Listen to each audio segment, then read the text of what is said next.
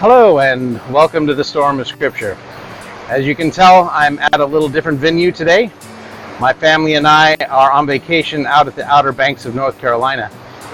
And I thought I'd use this opportunity to share with you a little bit about Revelation chapter 12, verse 18, a verse that's all about the sand on the sea. Some of you may be scratching your heads as to what I'm talking about because there is no chapter 12, verse 18 in your copy of Revelation. This is part of what I want to talk about. This verse is treated differently in different textual traditions. The King James Version has its own textual tradition with how to deal with this verse that's reflected in the New King James and other modern translations based on the same Textus Receptus as the King James.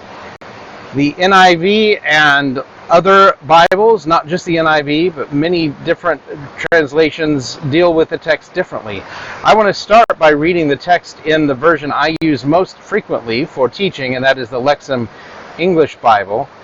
And then I will share it from the New King James, and you can see the differences. Here is Revelation chapter 12, verse 17 through chapter 13, verse 1 in the Lexham English Bible. And the dragon was angry at the woman and went away to fight against the rest of her children, those who keep the commandments of God and those who hold to the testimony about Jesus. And he stood on the sand of the sea.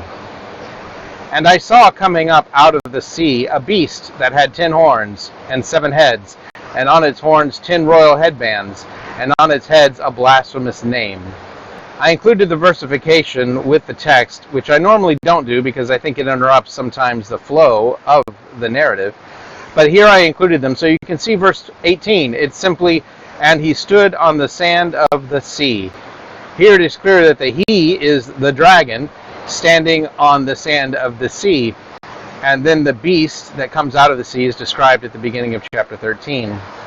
Let's look now at the New King James, how it deals with the same passage, Revelation 12:17 through 13:1.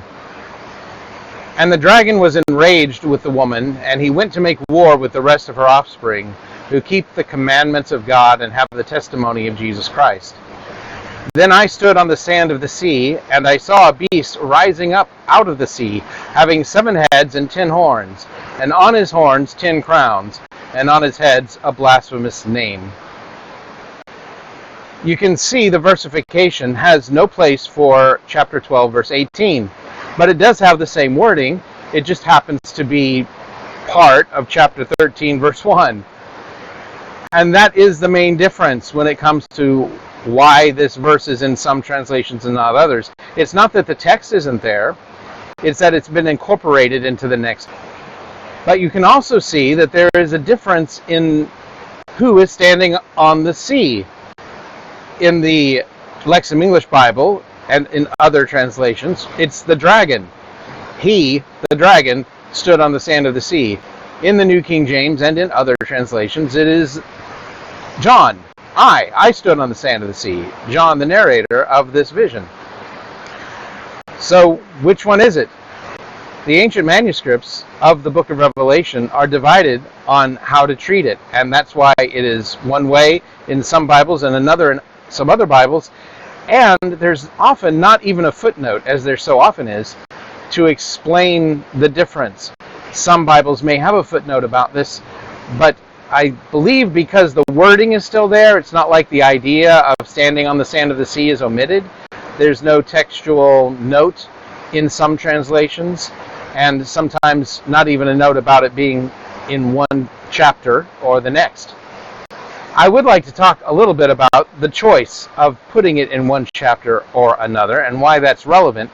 To give some background, though, I want to read from Robert Mounce's commentary, the Book of Revelation, part of his New International Commentary on the New Testament. This is a footnote in that commentary on page 243. Verse 18 is sometimes left unnumbered, for example, in the RSV, and is often taken as part of the following chapter. So it is in the NIV. The AV, or Authorized Version, follows the reading of the Greek for I stood, and understands the subject to be John. Textual evidence favors the Greek for he stood, which connects the clause with the preceding verse. So you can see that part of the reason for putting this verse in chapter 12 is that if it's he stood on the sand of the sea, then it's continuing the thought about the dragon and what the dragon is doing in his war. If it is John, then that would seem to create a new thought and would logically follow a break in the narrative, which would put it after the chapter break, starting with a new idea.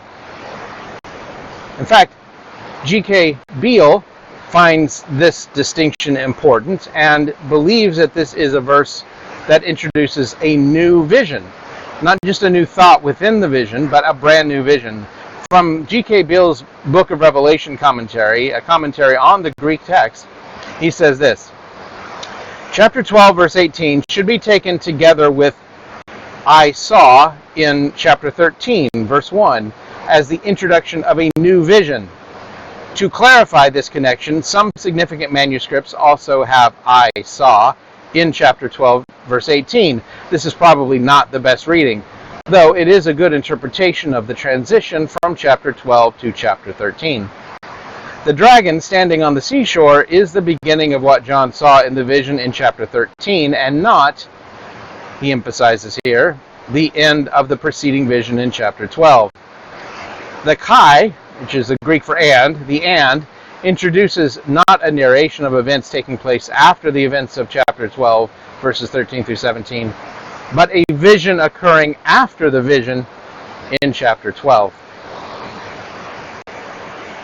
So, G.K. Beale sees two different visions overlapping, apparently, in his broader commentary. You can follow that he thinks the vision in chapter 13 actually is an elaboration on what happens in chapter 12, and so it is basically the same sequence of events told from a different point of view and in a new vision.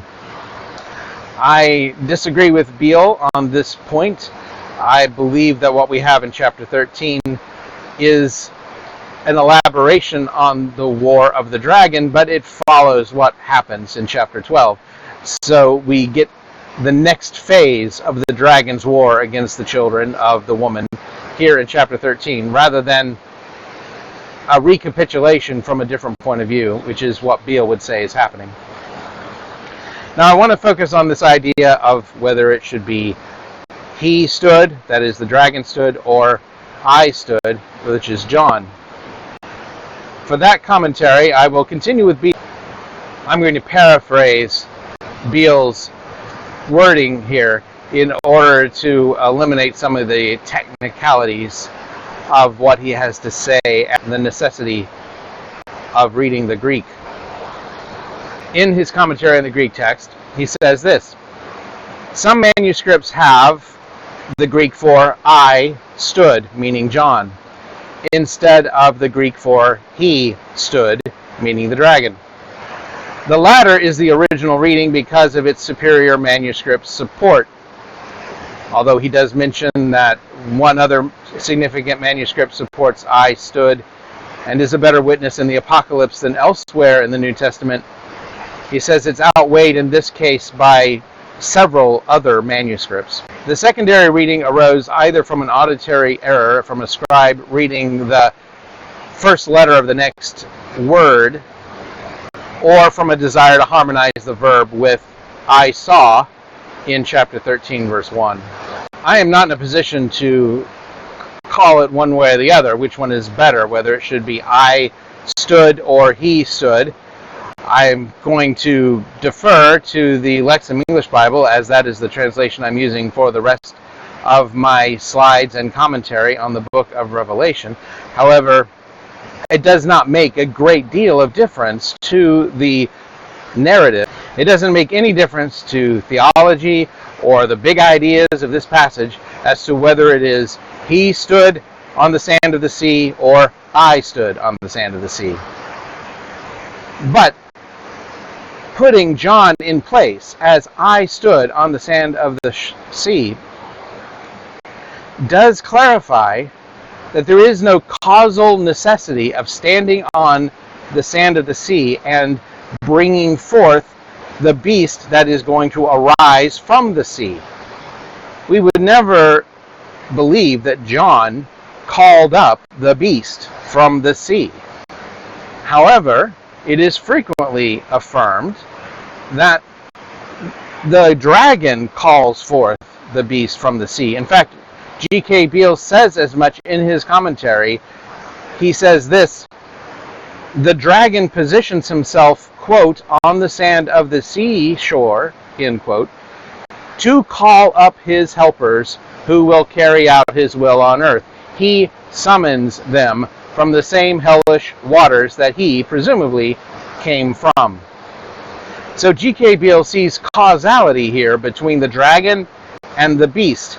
And there is the suggestion that the beast and the dragon have some affinity with one another because the dragon and the beast look an awful lot alike, with the same number of heads and the same number of crowns. It is a very similar picture between the beast and the dragon, and there's no doubt about that. However, I believe the dragon does not call the beast from the sea. He is biding his time on the seashore, waiting until that beast shows up. He knows there will be a beast. He has seen beasts rise from the sea before. We see that in Scripture in Daniel chapter 7. 4 beasts, each one a terrible empire, rises from the sea in Daniel 7, and this beast that rises from the sea in Revelation 13 looks a lot like those 4 beasts all mixed up together. We're going to talk about that when we get into chapter 13 next time. But the point is, there is no surprise for the dragon that a beast arises. I believe the dragon was waiting and biding his time for that beast to show up, and indeed, the beast did.